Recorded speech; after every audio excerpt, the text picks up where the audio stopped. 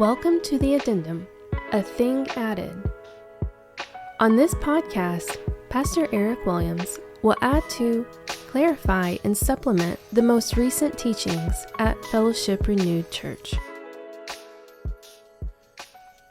In our time together yesterday, we talked about Moses and the people of Israel, and in particular, we were talking about the Mosaic covenant. We spent a lot of time summarizing the narrative leading up to that point from Abraham. We looked at Abraham, Isaac, Jacob. We talked about genealogies. What we didn't focus too much on yesterday is the actual giving of the law and the covenant to Moses. We looked a lot at how the big picture storyline fits together, and I'm so thankful we were able to do that because that's really big picture mentality. But today, I wanted to look at the actual giving of the law, and I want to summarize a little bit as we did yesterday, but we're going to summarize Exodus, kind of beginning in chapter 19 through the end of the book of Exodus. We're going to see what that narrative has. We're going to focus in on a particular group of passages, and then we're going to go over to the book of Hebrews and allow the author of Hebrews to compare and contrast for us what we've just read in the book of Exodus. And then we're going to end today by looking at a little bit of application from the author of Hebrews about this whole thing, really getting to the heart of the matter, how this should be impacting us. Okay, so let's look at Exodus 19, beginning in verse 1. And it says, "On the third new moon, after the people of Israel had gone out of the land of Egypt," okay, remember, that's where we left off kind of our narrative, really. The people of Israel had gone out of the land of Egypt, and on that day they came to the wilderness of Sinai. They sent out from Rephidim, and they came to the wilderness of Sinai. They encamped in the wilderness, and there Israel encamped before the mountain, while Moses went up to God. The Lord called to him out of the mountain, saying, "Thus you shall say to the house of Jacob, and tell all the people of Israel, you yourselves have seen what I did to the Egyptians, how I bore you on eagle's wings and brought you to myself. Now therefore, if you will indeed obey my voice and keep my covenant, you shall be my treasured possession among all the peoples, for all the earth is mine, and you shall be to me a kingdom of priests and a holy nation. These are the words that you shall speak to the people of Israel." Okay, so the people of Israel come out of Egypt after all that miraculous activity, and God meets with them, speaks to them, and he doesn't leave them alone, but the people are now out of Egyptian captivity. What are they to do with themselves? And so God comes to them, he speaks to them, and he gives them very encouraging words. And he said, "If you will now obey my voice, keep my covenant, you will be my treasured possession among all the peoples." Okay, so it sounds like God is now restoring that relationship with humanity. That's the imagery we have for how the storyline has been taking us so far. Now, where does it go from here? That was Exodus 19. Beginning of Exodus 20 says, "And God spoke all these words, saying, I am the Lord your God, who brought you out of the land of Egypt, out of the house of slavery." And then what follows from that? If you're familiar with it, or if you're not, go back and read Exodus 20. I went back and read all of this this morning. There's so much here. It's good for us to continually be reading and rereading these things. But go back and read this. Remind yourself of all that God said here. But beginning in Exodus 20, he reminds them of who he is. And he said, "If you will listen to me and obey my covenant, you will be my treasured possession." And now, beginning in Exodus 20, he begins to lay out the terms of the covenant. So he says, "I am the Lord, I am Yahweh, your God, who brought you out of the land of Egypt, out of the house of slavery." And then he says, and so here, on that basis, because God has made a name for himself, remember, here is what you must do. Okay, and the Ten Commandments follow. I'll say on that just briefly, we reference these as the Ten Commandments. The scripture itself doesn't reference these as the Ten Commandments, but actually In Scripture, they're known. It's specifically referenced Exodus 34:28. He wrote on the tablets the words of the covenant, the 10 commandments. That's at least how the ESV translates it. But it really just says the 10 words. It says, and he wrote on the tablets the words of the covenant, the 10 words. Words can mean sayings, right? Collections of sayings. But that's what it says. And some people have made reference to, and I think there's a point here of validity, is that the other time in the narrative of Genesis that we have 10 words spoken are in the 10 words God spoke in creation. So if you go back and look at that, in creation it says, and then God said, and God said, and God said. In the creation account, it's 10 times that God does that. And so we have existence, the existence of creation itself and humanity hanging on the very words of God. And it's 10 words in the beginning, 10 words to hang on here. I think there is a good connection there. But so God gives the 10 words, the 10 commandments as we know them. Exodus 21, what happens there? Exodus 21:1 says, now these are the rules that you shall set before them. So it's kind of a new section. So in Exodus 20, we have the 10 words, 10 commandments. And then in Exodus 21, we have the rules that you shall set before them. And so Exodus 21, 22, and 23 are now the rules. The rules, it really means judgments, the 10 judgments. So, or not 10, excuse me, but the judgments. So we have the 10 words and then the judgments. Okay? So that's kind of two sections. Exodus 20, the 10 words. Exodus 21, 22, 23, the judgments. So that takes us all the way through Exodus 19 to 23. That's what we've covered so far. God meets with the people after they come out of Egyptian captivity. He says, you need to listen to my words, obey this covenant. He then gives them the words of the covenant. In Exodus 20, you have the 10 words. In Exodus 21, 22, 23, you have the judgments. And so the 10 words and the judgments then become a collection of things. And in Exodus 24, after all the words are given, here's the next part of the narrative account. And then he said to Moses, come up to the Lord, you and Aaron, Nadab and Abihu, and 70 of the elders of Israel, and worship from afar, notice. Moses alone shall come near to the Lord, but the others shall not come near, and all the people shall not come up with him. Moses came and told the people all the words of the Lord and all the rules. See, all the words of the Lord and all the rules. Do you hear the two sections right there? And all the people answered with one voice and said, all the words that the Lord has spoken we will do. Right, the commands, including the 10 words and all the judgments. The people said, we are going to obey. Why? Because we want to be God's treasured possession. Moses wrote down all the words of the Lord. He rose early in the morning. He built an altar at the foot of the mountain, 12 pillars, all according to the 12 tribes of Israel. And he set young men of the people of Israel who offered burnt offerings and sacrificed peace offerings of oxen to the Lord. Moses took half the blood, he put it in basins, half the blood he threw against the altar. And then he took the book of the covenant and he read it in the hearing of all the people. What is the book of the covenant? I believe the book of the covenant is going to be Exodus 20 through 23.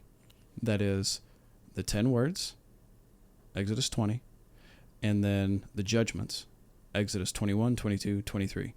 So he takes all of that, all the words that God said. So God met with them, Exodus 19. He said, I want you to be my treasured possession if you should keep the words of the covenant. He then gives them the words of the covenant, Exodus 20 through 23. And then that collection of things that Moses wrote down is now called the book of the covenant. It's obviously not the book of Exodus because we're reading from the book of Exodus. It's not referencing itself, right? So he takes the book of the covenant, which seems to be Exodus 20 through 23, and he read it, and all the people said, we will do this, which is pretty amazing, knowing how things turn out. All the Lord has spoken we will do, and we will be obedient. That's verse 7. And Moses took the blood, he threw it on the people, and he said, behold, the blood of the covenant that the Lord has made with you in accordance with all these words. And then Moses and Aaron, Nadab and Abihu, and 70 of the elders of Israel went up. They saw the God of Israel, and there was under his feet, as it were, pavement of sapphire stone, like the very heaven for clearness. And he did not lay his hand on the chief men of the people of Israel. They beheld God, ate and drank. The Lord said to Moses, "Come up to me on the mountain and wait there, that I may give you the tablets of stone with the law and the commandment that I have written for their instruction." So Moses rose with his assistant Joshua, and Moses went up into the mountain of God, and he said to the elders, "Wait here for us until we return. And behold, Aaron and Hur who are with you. Whoever has a dispute, let him go." Moses went up on the mountain, and the cloud covered the mountain. The glory of the Lord dwelt on Mount Sinai. The cloud covered it for 6 days. On the seventh day he called to Moses out of the midst of the cloud. The appearance of the glory of the Lord was like a devouring fire on the mountain in the sight of all the people. So Moses entered the cloud. He went up on the mountain, and Moses was up on that mountain for 40 days and 40 nights. Okay, so that's just more the narrative account of what's happening, isn't it? So God said, now I'm going to take, and I'm going to have 2 tablets, and I'm going to write on these the words. Okay, I'm going to write on these the words of the covenant. And Moses then comes down off the mountain after these 40 days and 40 nights of meeting with God in his presence. And he has the tablets of the testimony written by the very finger of God himself, which is pretty unbelievable. And Israel has already, unfortunately, turned aside from their previous commitment that they had just made 40 days prior. And they said, yeah, we want to be God's treasured possession, but we want to keep his covenant. We want to be his people. But when Moses was gone for so long up on the mountain, the people decided to make gods for themselves. They collected gold, threw it into a fire, and an image came out that looked like a calf, and they said, out popped this calf. And so then they said, behold, the gods who delivered you from Egypt. And so they betrayed God, they betrayed Moses, and they were worshiping this calf. And it immediately shows us the condition of the people, doesn't it? And isn't that exactly what's been happening all along?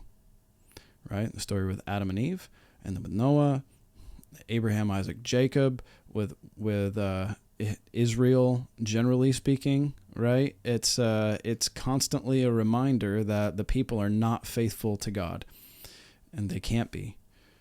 But God continues his pursuit, doesn't he? God continues his pursuit of his plan. Exodus 32, jump ahead a little bit, verse 9. The Lord said to Moses, I have seen this people, and behold, it is a stiff-necked people. Now, therefore, let me alone, that my wrath may burn hot against them, that I might consume them, in order that I might make a great nation of you. But Moses implored the Lord his God, and said, O Lord, why does your wrath burn hot against your people, whom you have brought out of the land of Egypt with great power and a mighty hand? Why should the Egyptians say, with evil intent did he bring them out to kill them in the mountains and to consume them from the face of the earth? Turn from your burning anger and relent of this disaster against your people. And then in verse 13 is where I wanted to get to.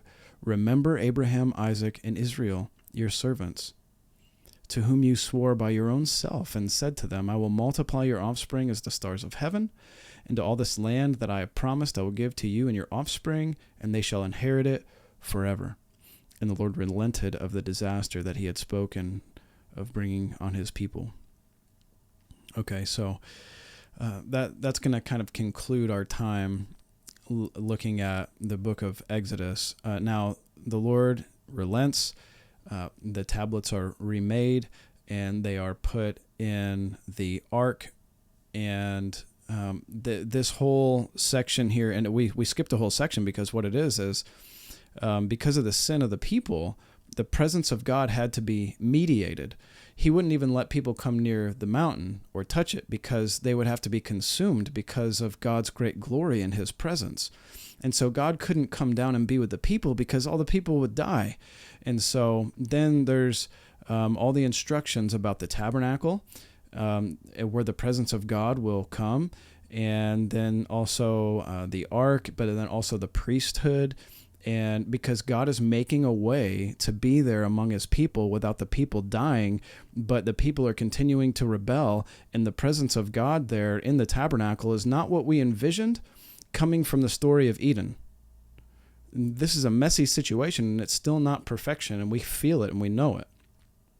Okay, so let's jump over then to Hebrews 8, and we're going to end our time over here. Hebrews 8, verses 1 through 7. Now, the point in what we were saying is this. We have such a high priest, one who is seated at the right hand of the throne of the majesty in heaven, a minister in the holy places, in the true tent that the Lord set up, not man. Every high priest is appointed to offer gifts and sacrifices. Thus it is necessary for the priest to have something to offer. If it were here on earth, he would not be a priest at all, since the priests who offer gifts according to the law, they serve as a copy and a shadow of the heavenly things. In the Mosaic covenant, we see the beginning of this copy and shadow of the heavenly things. For when Moses was about to erect the tent, he was instructed by God, saying, "See that you make everything according to the pattern that was shown to you on the mountain." That as it is, Christ has obtained a ministry that is much more excellent than the old, as the covenant he mediates is better, since it is enacted on better promises. If that first covenant had been faultless, there would have been no occasion to look for a second. Jumping down to verse 13, in speaking of a new covenant, he makes the first one obsolete, and what is becoming obsolete is growing old and ready to vanish away. Going over to chapter 9, verse 11, when Christ appeared as the high priest of the good things that have come, then through the greater and more perfect tent, not made with hands, that is, not of this creation, he entered once for all into the holy places, not by means of the blood of goats and calves, but by means of his own blood, thus securing eternal redemption. For if the blood of bulls and goats and the sprinkling of defiled persons with the ashes of the heifer sanctify for the purification of the flesh, how much more will the blood of Christ, who through the eternal Spirit offered himself without blemish to God, purify our conscience from dead works to serve the living God? Therefore, he is the mediator of a new covenant, so that those who are called may receive the promised eternal inheritance, since a death that has occurred that redeems them from the transgressions committed under the first covenant. I know that's a lot of information, a lot of words there, but I want you to see where the author of Hebrews takes this. He says all of this, the shadows of all these things that were pointing towards something. They were pointing towards Jesus. They were pointing toward this priesthood. They were pointing toward this sacrifice. They were pointing toward a better covenant. Do you hear all that language in there? It says in verse 15 that we just read, therefore he is the mediator of a new covenant, so that those who are called may receive the promised eternal inheritance. I thought they were promised just a bunch of descendants and some land here on earth. Well, obviously, it was looking forward to something even better, right? If you continue reading in Hebrews, it makes that very clear. We'll end with just this little bit of application here today. Hebrews 10, 19 through 25, therefore, brothers. So he goes into all this, so much theology and unpacking this, all this about the covenants. He says, therefore, brothers, since we have confidence to enter the holy places by the blood of Jesus, by the new and living way that he has opened for us through the curtain, that is, through his flesh, since we have a great high priest over the house of God, let us draw near with a true heart, full assurance of faith, our hearts sprinkled clean from an evil conscience, our bodies washed with pure water. Let us hold fast the confession of our hope without wavering, for he who promised is faithful. And let us consider how to stir up one another to love and good works, not neglecting to meet together, as is the habit of some, but encouraging one another all the more as you see the day drawing near. And don't we go in our minds back to those people who were waiting for that time to hear from their God, and in that meantime, the people all got together and they encouraged each other. But what did they encourage each other to do? To go after false gods. And so we don't want to be that. We don't want to be faithless. We want to hold fast the confession of our hope without wavering, because God is faithful. God is faithful to his covenant promises, and he wants a faithful people whose hearts are sprinkled clean, who are holding fast to our confession without wavering, and for us getting together and stirring up, considering how to stir up one another to love and good works. And as we meet together regularly, isn't this what we're doing together? Thank you for joining us on the Addendum podcast. For more information about Fellowship Renewed Church, visit frcsparta.com. Please join us for next week's episode.